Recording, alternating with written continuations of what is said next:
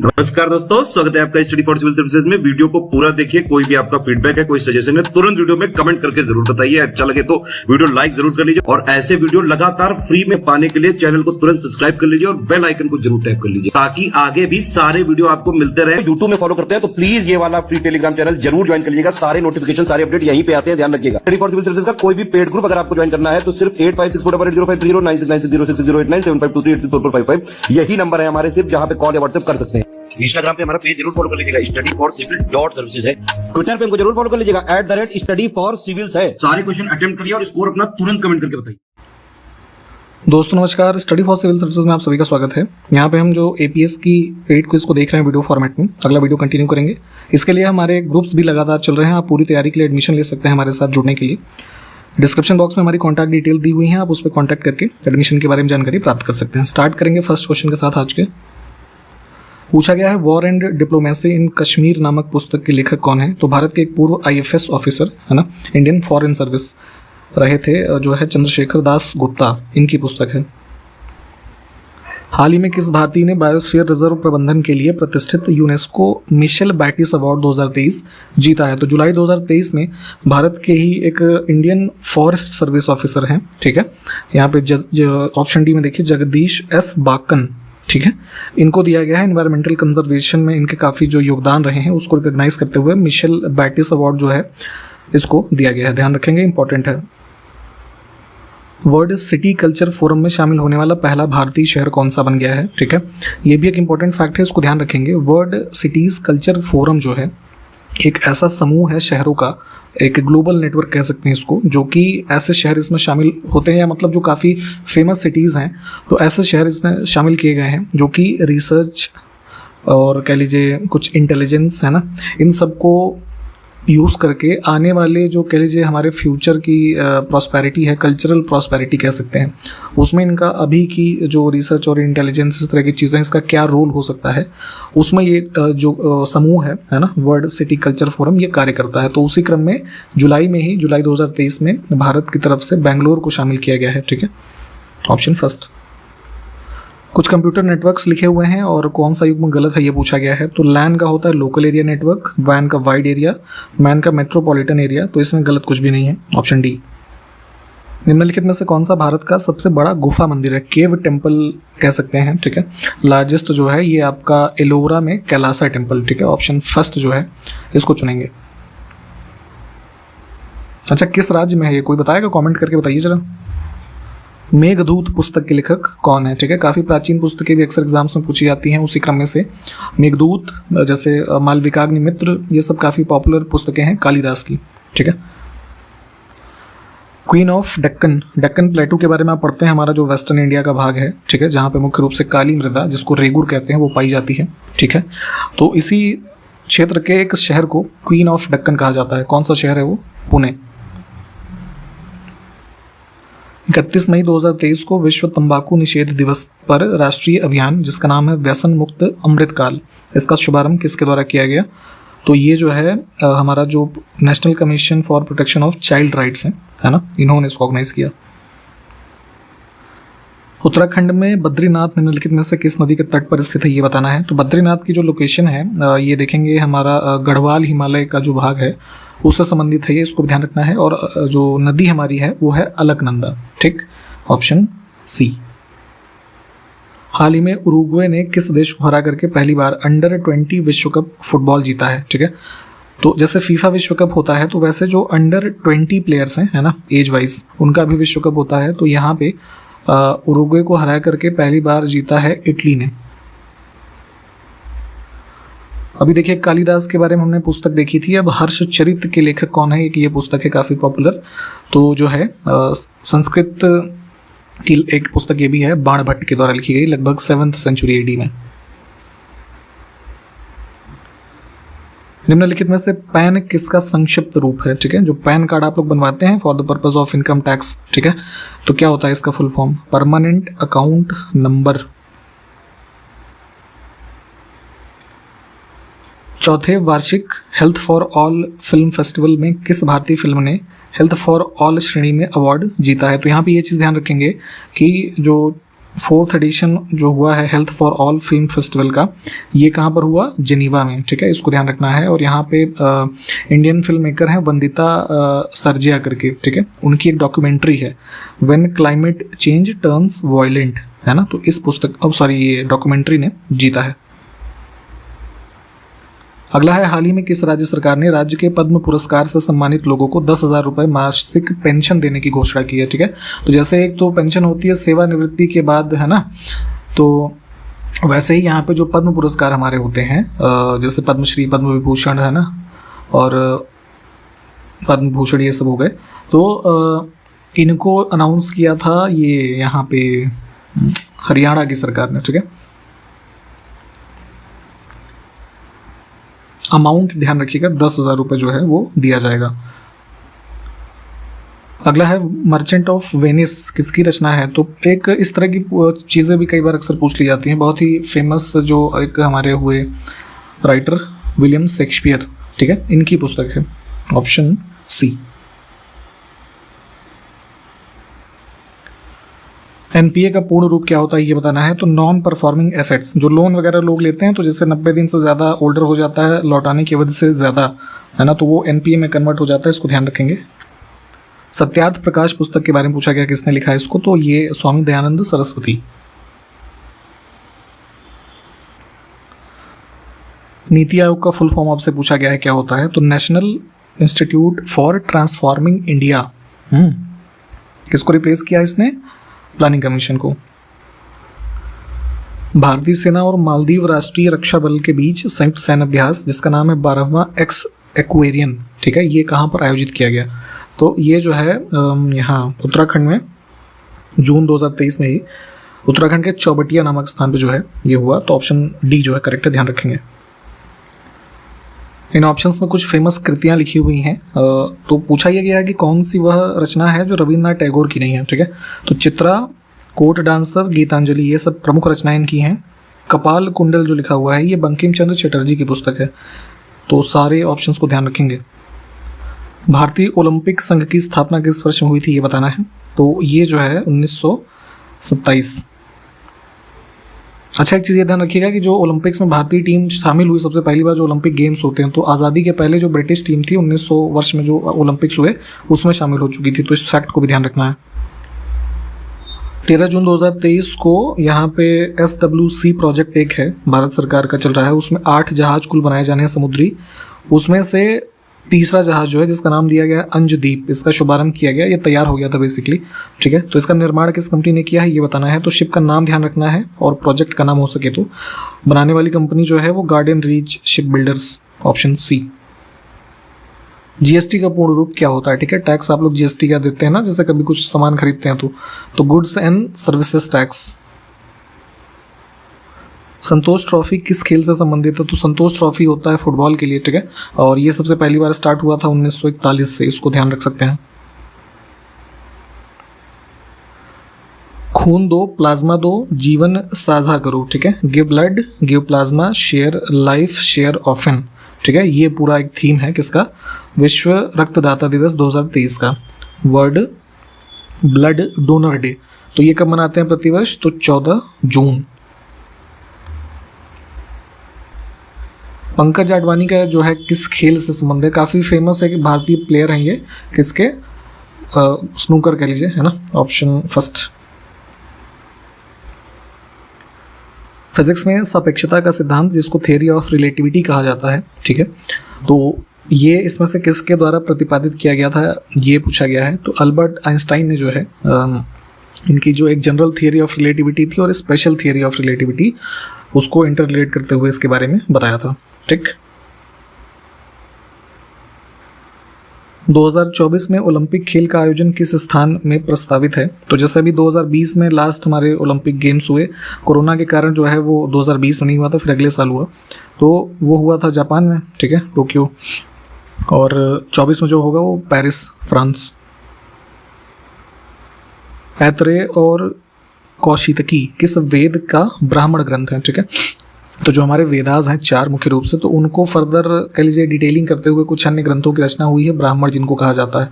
तो उसी में से जो यहाँ पे 2 लिखे हुए हैं, ये हमारे सबसे जो प्राचीन वेद है ऋग्वेद, उससे संबंधित है। ठीक, option first. War and Peace नामक पुस्तक इसमें से किसने लिखी है? तो इनके लेखक हैं लियो टॉलस्टॉय। अगला है पोलो में कितने खिलाड़ी होते हैं? पोलो का जो गेम होता है, आप देखते हैं ना, स्टिक और बॉल से खेला जाता है काफ़ी वास्ट ग्राउंड पे। तो एक टीम में जो है 4 प्लेयर होते हैं। ठीक। मध्यकालीन एक ट्रैवलर इब्न बतूता के बारे में आपने पढ़ा होगा, तो इन्होंने एक पुस्तक लिखी थी किताबुल रहला। ठीक है, तो पूछा गया है कि किस भाषा में लिखी गई? तो अरबिक में लिखी गई थी। 5वां खेलो इंडिया यूथ गेम्स 2023 का आयोजन कहाँ पर किया गया? तो जनवरी में जो है खेलो इंडिया यूथ गेम्स का 5वां संस्करण हुआ है, इसको ध्यान रखना है, और मध्य प्रदेश के जो है भोपाल में। ठीक है, इसको ध्यान रखिएगा। कौन सा युग्म सुमेलित नहीं है? कुछ यहाँ पे फेमस इंस्क्रिप्शंस हैं जो स्थित हैं प्राचीन, और किस शासक से संबंधित हैं या किन के बारे में सूचना मिलती है वहाँ से। तो मध्य प्रदेश में मंदसौर इंस्क्रिप्शन जो है, इससे सूचना मिलती है यशोधर्मन के बारे में। ठीक है, संस्कृत भाषा में। तो ये वाला गलत है, अन्य ऑप्शन ठीक है। भारत का पहला निजी बंदरगाह जिसका नाम है पीपा वाव किस राज्य में स्थित है? तो प्राइवेटली ओन्ड जो पहला हमारा पोर्ट बना वो ये गुजरात में स्थित है। संविधान सभा जब बनी तो उसमें कई सारी छोटी बड़ी समितियां बनी संविधान के कार्यों से संबंधित, ठीक है, या अन्य कार्यों से संबंधित। ठीक है, इनके बारे में आप लिस्टिंग पढ़िएगा। उसी क्रम में से क्वेश्चन ये पूछा गया है कि संचालन समिति के अध्यक्ष कौन थे? ठीक है, जो स्टीयरिंग कमेटी थी, तो डॉक्टर राजेंद्र प्रसाद। किस वर्ष में MN रॉय के नेतृत्व में ताशकंद कहाँ पे है? रशिया में। ठीक है, तो यहाँ पे कम्युनिस्ट पार्टी ऑफ इंडिया की स्थापना हुई थी। तो ये ध्यान रखना है किसने फाउंड किया था? तो MN रॉय, काफ़ी फेमस नाम है, और वर्ष हमारा जो है ये है 1920। इसी से संबंधित 1-2 फैक्ट और ध्यान रखिएगा कि MN रॉय के द्वारा ही क्वेश्चन ये पूछा जाता है कि भारत में कम्युनिस्ट पार्टी की स्थापना कब की गई थी? तो वो वर्ष है 1925। ठीक है, और पहले USSR था, तो उस समय जो ताशकंद है वो USSR या रसिया जो है उसका पार्ट था। अभी वर्तमान में इसकी स्थिति क्या है? तो ये कैपिटल है किसकी? उज्बेकिस्तान की। इस चीज़ को भी ध्यान रखेंगे आप लोग। 16 महाजनपदों में कौन सा एक दक्षिण भारत में स्थित था? ठीक है, 16 महाजनपद की लिस्ट आप पढ़ेंगे, उसकी कैपिटल और नाम। ठीक है, और उसी क्रम में अगर हम बात करें तो जैसे वर्तमान का जो हमारा आंध्र प्रदेश, तेलंगाना और कुछ हिस्सा ये महाराष्ट्र का है ना, तो इन क्षेत्रों में जो हमारा महाजनपद बोला जाता था ये था अश्मक। ठीक है, ऑप्शन जो है सी को चुनेंगे। अच्छा, एक क्वेश्चन ये पूछा जाता है कई बार कि महाजनपदों में से कितने महाजनपद उत्तर प्रदेश राज्य में स्थित थे, या वर्तमान का जो उत्तर प्रदेश राज्य है उसका जो टोटल क्षेत्रफल है उसके क्षेत्रफल के अंतर्गत आते थे। तो इनकी संख्या है 8। भारत में मानव का सर्वप्रथम साक्ष्य कहाँ से मिलता है? तो एविडेंस जो है ना, अर्लीस्ट ह्यूमन फॉसिल्स के रूप में कह लीजिए, जो पहले डिस्कवर हुए, तो अभी 1982 के अराउंड जो मध्य प्रदेश से नर्मदा रिवर जाती है ना, तो वेस्टर्न नर्मदा के भाग में है ना, नर्मदा वैली कह लीजिए, यहाँ से एविडेंसेस जो मिले हैं, तो ये सबसे जो है कह लीजिए मानव के सर्वप्रथम साक्ष्यों में से अर्लीस्ट है। ठीक है, भारतीय संसद के इतिहास में पहली बार अविश्वास प्रस्ताव कब रखा गया था? तो नॉन कॉन्फिडेंस मोशन जो सरकार के खिलाफ लाया जाता है लोकसभा में, ठीक है, तो सबसे पहले आज़ादी के बाद 1963 में लाया गया था JB कृपलानी के द्वारा। ठीक है, इसको ध्यान रखेंगे। और अभी जैसे रिसेंटली देखेंगे तो ये नरेंद्र मोदी गवर्नमेंट के खिलाफ भी आया था लोकसभा में जो है ये अविश्वास प्रस्ताव। ठीक है, और एक विशेषता ये होती है कि इस प्रस्ताव को स्पीकर के द्वारा स्वीकार किए जाने के रूप में जो ये प्रस्ताव है, कम से कम उस लोकसभा के 50 जो मेंबर्स हैं यानी 50 सांसद, उनका समर्थन प्राप्त होना चाहिए। ठीक है, जनगणना 2011 के अनुसार भारत का सर्वाधिक स्लम है ना, जो झुग्गी झोपड़ी वाली आबादी होती है, बहुत ही कम एरिया में छोटे छोटे घर ऐसे बहुत सारे होते हैं ना, तो इसकी आबादी वाला जो सर्वाधिक राज्य है वो कौन सा है? तो महाराष्ट्र में है। ऑप्शन फर्स्ट को चुनेंगे। महाराष्ट्र में जो ये धारावी स्लम है, ठीक है, वन ऑफ द बिगेस्ट है, इसको ध्यान रखेंगे। हाइडेस्पीस का युद्ध काफ़ी पॉपुलर है। ठीक है, किस नदी के तट पे लड़ा गया था ये पूछा गया है। तो ये वर्तमान जो आप ये जानते हैं झेलम रिवर, ठीक है, पहले इसको किस नाम से जानते थे? वितस्ता। ठीक, तो इसके किनारे लड़ा गया था। एक आदमी इसमें था अलेक्जेंडर, दूसरा पार्टी कौन था इसमें? जरा कमेंट कीजिएगा। तो जैन धर्म के 4 महाव्रत का प्रतिपादन इसमें से किसने किया था, ठीक है। तो कुल 24 जैन तीर्थंकरों के बारे में आप पढ़ते हैं, ठीक। उसमें से जो है पार्श्वनाथ ऑप्शन बी में जो है, इन्होंने 4 महाव्रत या कह लीजिए जो 4 वर्चूज हैं, ठीक है, उसको बताया पार्श्वनाथ ने। ऑप्शन बी को चुनेंगे। इनके नाम भी ध्यान रख सकते हैं आप, जैसे सत्य, ठीक है, अस्तेय, ब्रह्मचर्य, अपरिग्रह। पवन ऊर्जा क्षमता में भारत दुनिया में 4थे स्थान पर पहुंच गया है। साल 2022-23 के दौरान भारत के किन 3 राज्यों का इसमें शीर्ष योगदान रहा भारत में ओवरऑल? तो जून 2023 में जो है पीआईबी ने कुछ आंकड़े रिलीज किए थे, उसमें राजस्थान, गुजरात और तमिलनाडु ये जो है टॉप के 3 स्टेट हैं जिन्होंने जो ये हमारे पवन ऊर्जा क्षमता में भारत को ओवरऑल जो कह लीजिए सप्लाई दी है। तो ये भी ध्यान रखना है। और विश्व में जो है हम ओवरऑल 4थे स्थान पे हैं।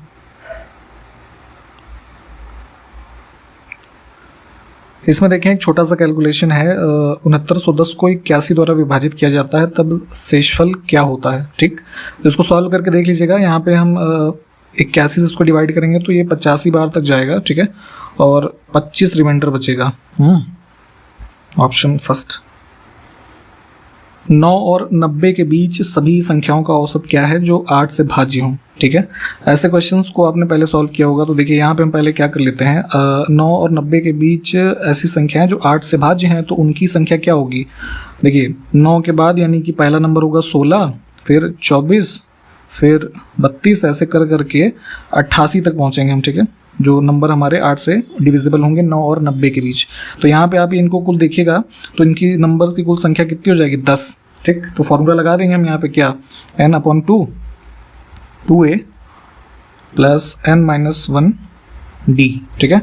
इसमें वैल्यू पुट कर दीजिए। तो 10 हमारे डिजिट हैं, तो 10/2, फिर जो है 2 इंटू यहाँ पे 16 पहला पद, प्लस 10-1d में 8। इस इक्वेशन को सॉल्व करेंगे तो हमारा आएगा टोटल जो है 520। और एवरेज निकालना था तो 10 हमारे पास नंबर है ना, तो 52 आ जाएगा, ठीक है। तो यही यहाँ पे पूछा गया है।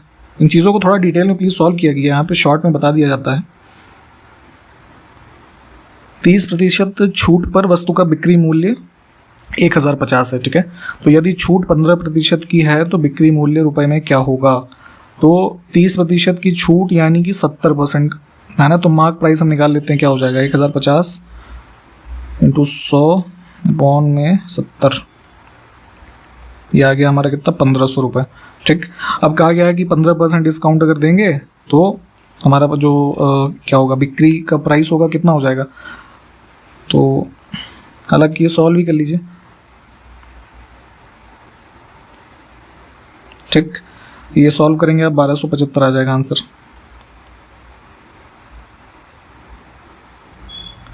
एक व्यापारी के पास 630 किलोग्राम चावल थे।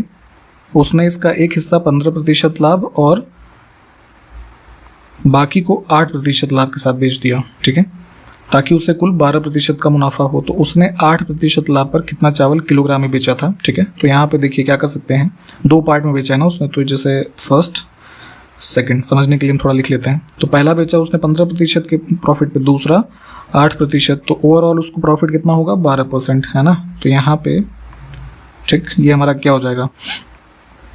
12 में 4.5 और 15 12 3, ठीक। तो यहाँ पे ये इफेक्टिव हो जाएगा। इसके हिसाब से देखते हैं तो टोटल यूनिट कितनी हुई? 4 और 3 7, 7 यूनिट की हमारी वैल्यू है जो दे रखी है किलोग्राम में, 630 किलो, ठीक। अब 1 यूनिट की वैल्यू कितनी आएगी? इसको यहाँ पे करेंगे तो 90, ठीक है, 90 कीजिए। तो पूछा गया है कि उसने 8% लाभ पर कितना चावल किलोग्राम में बेचा था। तो यहाँ पे 8% पे 3 यूनिट यानी कि 9 या 270, ठीक है, 270 kg। Option first.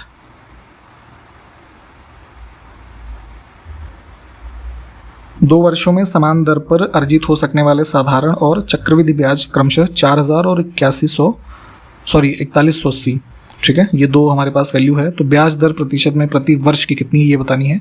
तो यहाँ पे डिफरेंस कितना हमारे पास आ रहा है? 4000 और 4180 में 180 का, ठीक है। तो यहाँ पे रेट निकाल लेंगे 180 बटे 1 साल का निकालना है ना, तो 2000 इंटू 100, ठीक।